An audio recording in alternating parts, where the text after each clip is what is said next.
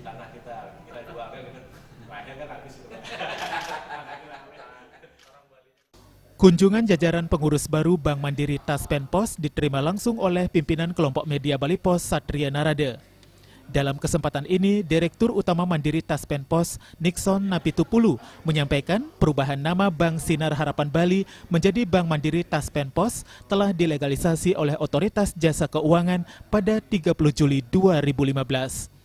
Dari nama itu terlihat jelas, Bank Mandiri Taspen Pos ini merupakan milik Bank Mandiri, Taspen, dan Pos. Menurut Nixon Napitupulu, perubahan nama ini menjadi langkah mengembangkan sayap Bank Mandiri Taspen Pos hingga tingkat nasional. Selain ganti nama, kami juga merubah sedikit, katakanlah fokus bisnis dari UMKM juga masuk ke pensiunan.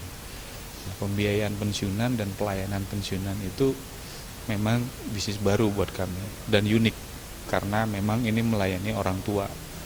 PR-nya banyak yang mesti kita perbaiki dari sisi layanan.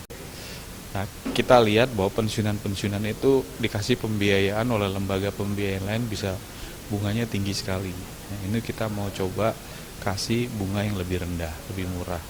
Sehingga kita berharap pensiunan itu hidupnya masih lebih baik berkat pembiayaan kita yang lebih murah. Dia bisa menerima angsuran yang lebih masuk dalam cash flow dia dan dia bisa hidup lebih sejahtera dan lebih mulia gitu.